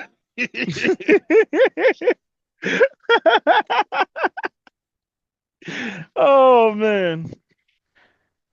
All right. Then go ahead with your explanation, Charles. 6 and 7. 6, turn into God. Well, no, I don't have to go that detailed. Turn to God. In other words, verse 7, when you're casting away idols of silver, when you're throwing away your idols of silver, throwing away your idols of gold, in turn, you're going to God when you're doing that. Why else would you get rid of your idols otherwise? Good. Verse 8 and 9. So 8 talks about when the Assyrians fallen by the sword. Then shall the Assyrian fall with the sword, not of a mighty man. And let me stop. And the sword. You start doing it again. You noticed? That's why I just said, let me stop. And the sword, not of a mean man, shall devour him. But he shall flee from the sword, and his young men shall be discomfited. So when the Assyrians, they're running from the sword, but they're not going to fall by the sword from a mighty man. They're not going to fall from the sword of a mean man. You're running from the sword. You're fleeing. You're not standing and fighting. All the way to where your young men, they're discomfited. I wish I had my book. Discomfited. Let me make sure. Because discomfited from H4549. Wait, Charles. Before you do that, this should be able to be figured out by the way it looks. By the verse itself and the context of the surrounding. No, by the word, by the way the word looks. That too, but I remember we talked about this before. I want you to try to work on this. Think about what words stick out in that word. Oh, like the comfort. I'm thinking about like the comfort. I'm thinking about like comfort. But I could be wrong about that. Is comfort a word? No. Okay, I'm gonna ask the question again. What words stick out in that word? There's only two. Fitted and because fitted is a word, Mm-hmm. and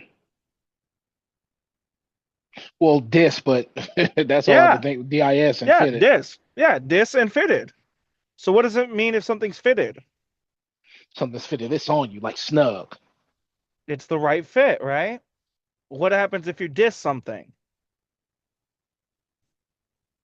Disfitted would be like the opposite then, in the sense it's not fitted like Exactly. it's supposed So to. it's not fitted. So, and if it's not fitted, what happens to it? It's all over the place, right? Loose, yeah, just loose, yeah, loose clothes. All right, now look up the definition of discomfited. Now the Strongs from H4549. Properly a burden as calls into fame. That is a tax in the form of forced labor. Discomfited. Levy. Task. Master. Tribute. Tributary. So, in other words, and his young men shall be discomfited, they're no longer fitting where they were. They're being taken out of it into something else. Whether it's slavery, enslavement, no matter what, all those had something in common. You're no longer in the position you were.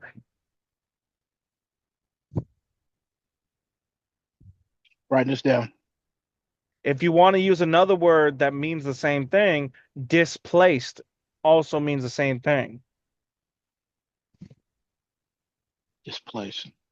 Got Now, it. discomforted is different than discomfited because you can be discomforted and not discomfited, right? You can have a lack of comfort and still be in the position you're in. Mm-hmm. But discomfited, you've made it where it no longer fits in place. You no longer have the place fitted. Your position you're in is no longer where it was. Got it. And that it matters to the understanding of in 8 and 9. Go ahead and start 8. Restart 8. I mean, not 8, 9. Okay. And he shall pass over to his stronghold for fear. Oh, back to them running. So they're running See to what I'm their saying? strongholds. Yeah, running to their So strongholds. then shall the Syrian fall with the sword.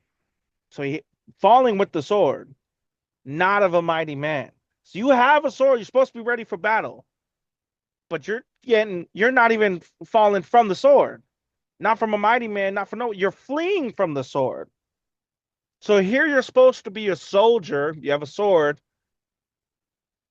but instead you're fleeing in fear to a stronghold. Do you understand how the discomfited makes sense now? Now I do.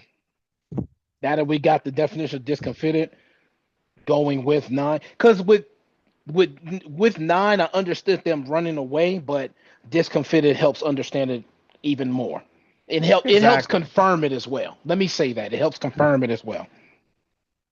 Exactly.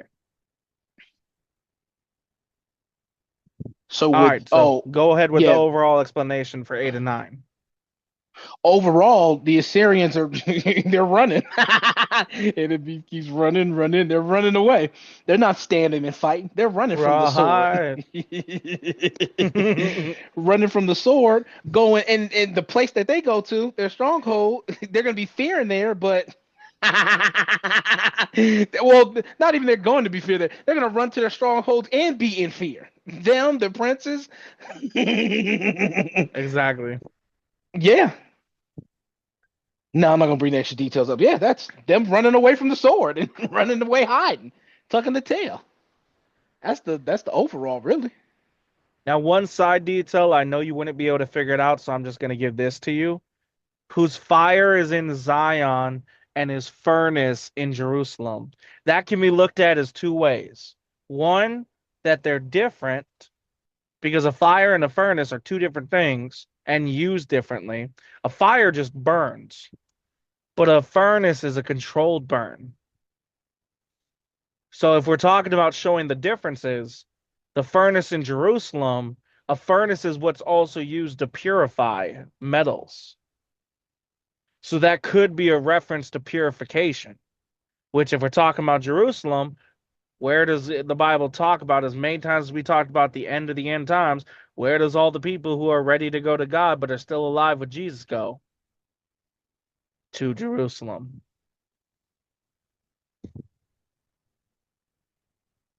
So if we're talking about differences, which we don't have enough to say if it is, then that would be a difference that could definitely be plausible from that depiction. But if we're talking about similarities, a fire and a furnace, they both are forms of fire. They're both using burning. So it could be talking about the destruction in those areas. You see what I'm saying? With that added tidbit, yeah. I'm glad you brought it up because you're right. There wasn't something I wasn't thinking about at all. Yeah, it's not, and it's just a plausible. Notice I didn't say likely because we don't have any information to see if it's a toss up right now. It could go either way. Got it. All right.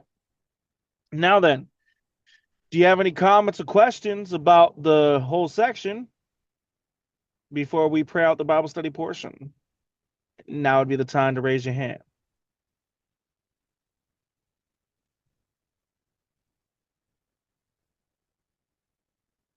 All right, then I'll go ahead and pray us out from the Bible study portion. Everybody bow your heads. Father, thank you for this time of reading we were able to get finished with chapter 31 even, and to see everything we were able to see. And the fact that we're able to go through this together. I pray, Lord, when the time comes when you bring more people, that we maintain this camaraderie and we maintain this willingness to learn.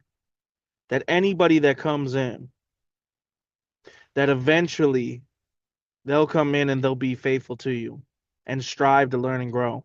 And even for those that'll watch these videos later on, we pray that they're able to learn, even as we learn, not just being told what the Bible says, but learning how to read it for ourselves and noticing how there, just like your word says, there is no private interpretation.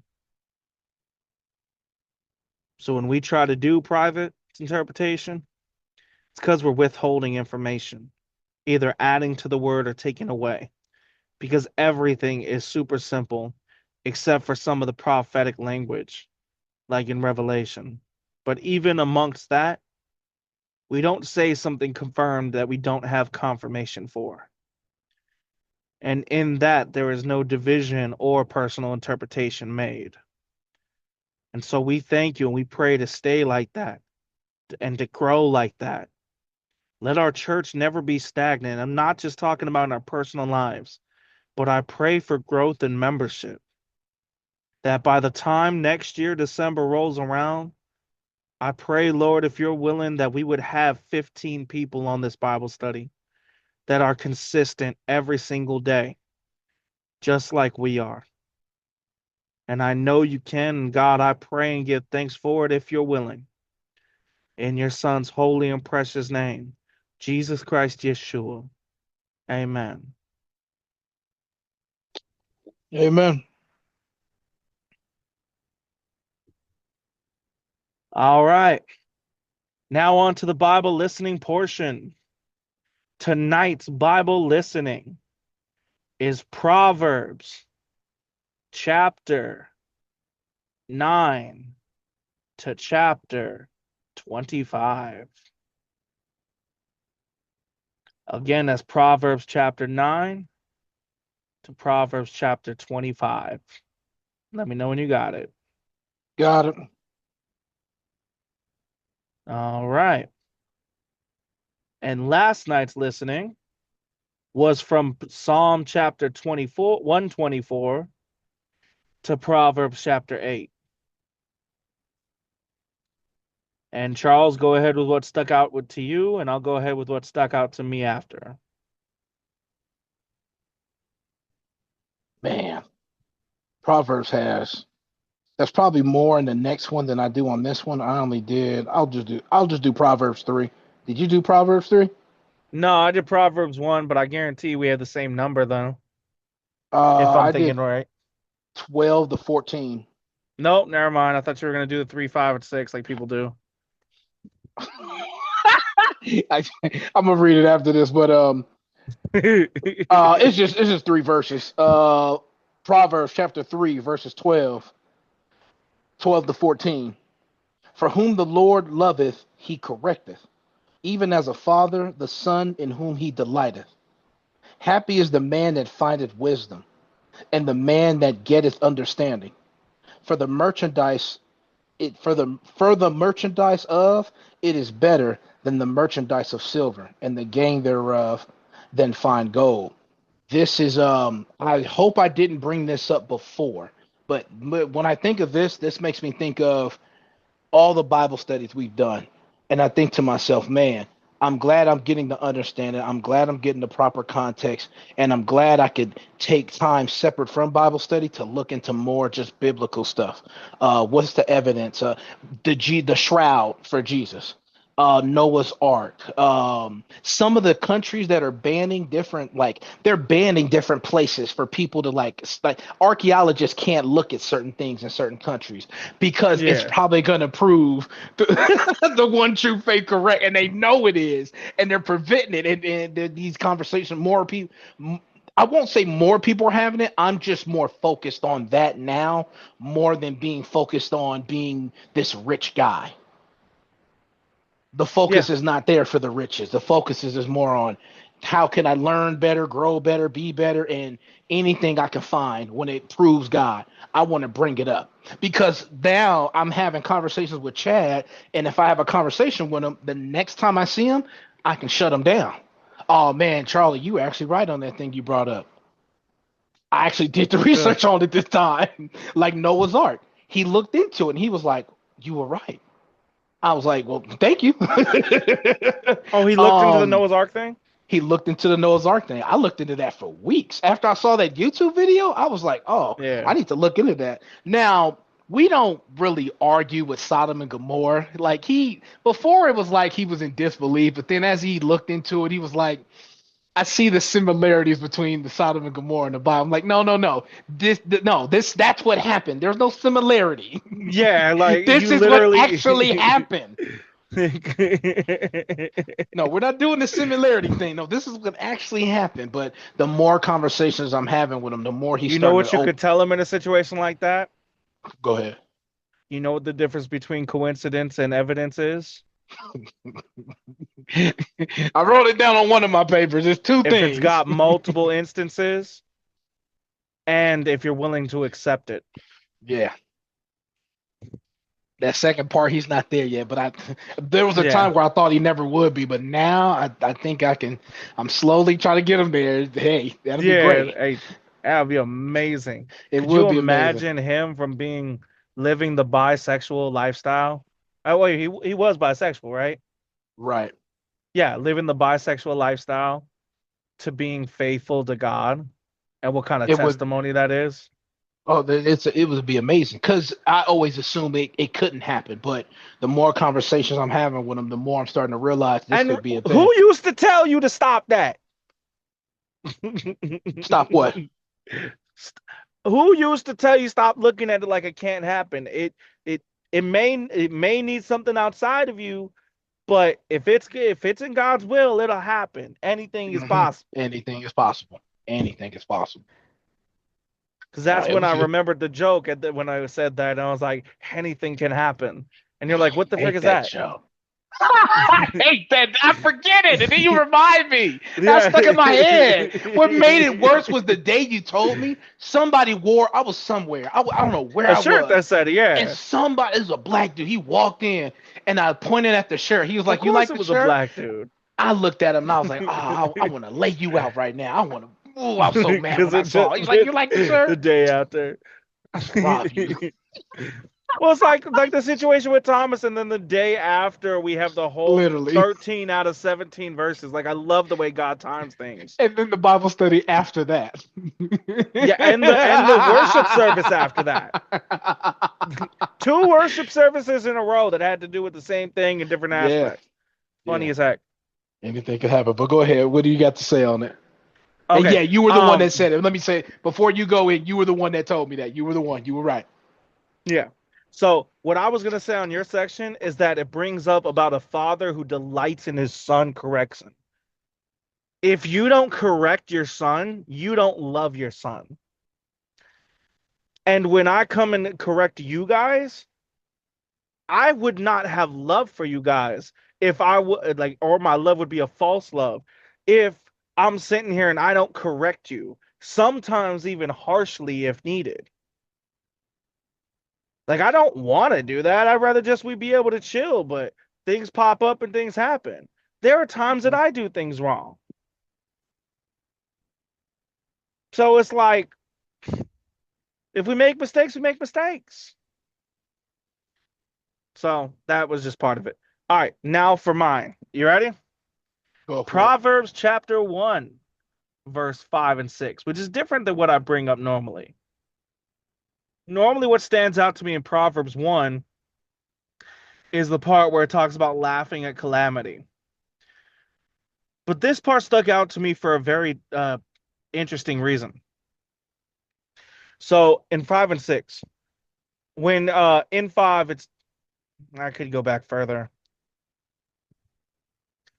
Let me say from verse 1 to 6.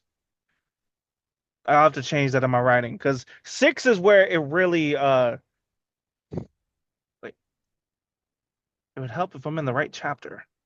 I'm like, why does this look wrong? I was in chapter 5, not verse 5. There we go. Chapter 1, verse 5 and 6. A wise man will hear and will increase learning, and a man of understanding shall attain unto wise counsels. To understand a proverb and the interpretation, the words of the wise and their dark sayings. This stuck out to me because this time what really hit me was the to understand a proverb and the interpretation. Charles, this reminds me of Bible study. To understand the proverb is how when you guys read, you understand what the words mean or what the sentence means.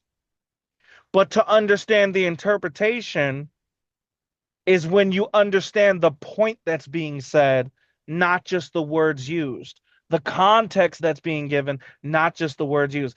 And I love the fact that in 6, it points that out. Because if I give you a proverb and I want you to understand it, I don't want you to understand just the words I used. I want you to understand the point I'm making. So it's like Jesus spoke in Proverbs a lot, and he said why. The purpose of the Proverbs that he spoke a lot of times was because it was not meant for everybody to know. Only the ones who were capable of knowing were actually meant to know. And so, and even on it gave more definition for the word interpretation. Interpretation, when we really think about it, is just another word for translation. That's it. When we really break it down, and the interpretation thereof, Emmanuel, means God with us. When we say that, it's saying translation. When we're talking about to understand a proverb and the interpretation, we're talking about being able to translate the proverb into more clear understanding of what the proverb means. And so it stuck out to me for those two reasons because it was like, that's literally what we're talking about, why we study the way we study. Why we go chapter by chapter, verse by verse. Why it matters that we have to back up everything and prove everything. Why we don't say something is possible if it's likely. Why we don't say something is likely if it's only possible. Why we don't say if it's possible. Why we don't say it's possible if it's provably not possible. Why we don't say it's likely if it's provably not possible. Because the context matters. The interpretation matters. It's not just understanding what the proverb is saying sentence by sentence. It's not just understanding what the word is saying sentence by sentence. It's about understanding the point that's being made. I want you to read Mark chapter 7, verse 1 to, I mean, no, verse, was it 7 to 10? Give me a second. Because this perfectly defines exactly what I'm getting at.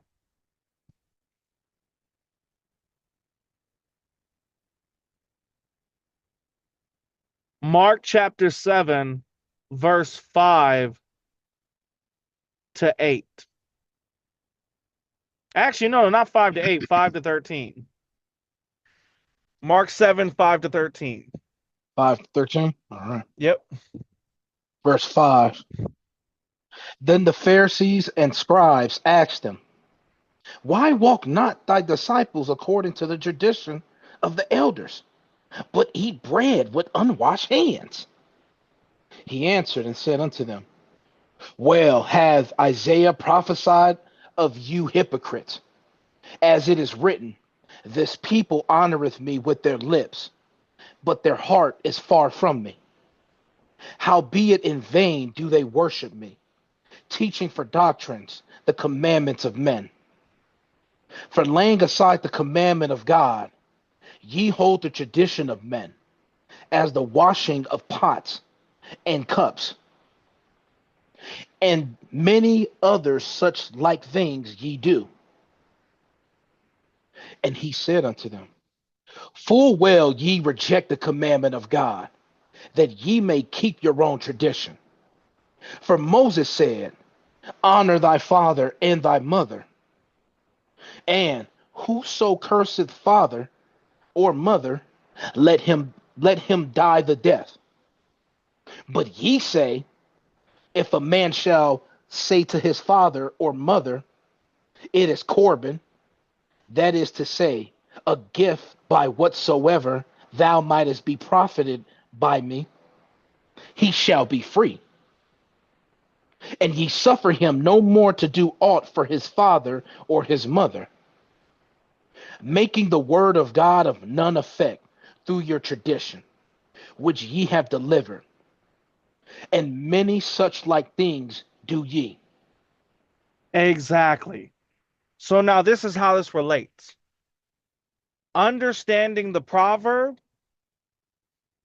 is like when you read this and you see that he's calling the Pharisees and scribes hypocrites because they're trying to call out the disciples of Christ for not washing their hands before they eat. And he uses the example from Isaiah of worshiping in vain, teaching for doctrines of men, the teaching for doctrines, the commandments of men, and laying aside the commandment of God. And then he gives an example of honor your mother and father. But the Pharisees and scribes tell him, if a man says to his father or mother, whatever you're profited by me, that's what God intended. Then you suffer him no more. You make it where he doesn't have to do any more for his father or mother, making the word of God of none effect. That is understanding the proverb, being able to explain that. Do you know what understanding the interpretation would be, Charles? I'm thinking of it at the moment. I might not be able to catch it fast enough. Understanding the interpretation would be understanding that Jesus's point is stop making up your own laws and rules, and there are no loopholes with God. You can't use loopholes with God to make up your own laws and you can't use loopholes with God to make up to take away laws. You need to follow the laws that God has given in the manner of which the God intended for them to be given, the point that he's making. Don't use the specifics of words to try to get out of a law, or the specifics of words to try to make up a law that God has not given. That's understanding the interpretation, that there are no loopholes for a follower of God. You follow God's law in accordance with the point he's making in context. You don't make up laws you want to make up or take away laws you feel are wrong. That's understanding the interpretation. Do you see what I'm saying? Yeah, I see what you're saying. I was thinking about also how you explained your section for when you read in the Bible study. I was thinking of that Yeah. too. Yeah. When Could I explain my section, I'm giving you the interpretation, not just telling you what the proverb means, so to speak. hmm All right, go ahead. What do you want to add or say? No, that's all I wanted to say. All right. Now, is there anything else you want to add or say before we close it out? Nope. All right. For this almost 2.5 hour study. Majorly my fault, but partly yours. I was about to say I wouldn't count that time. I just counted from 5:50. Okay, 2 hours and 4 minutes, still over 2 hours. Uh, But anyways, I'll go ahead and close it out. Have a good night, y'all.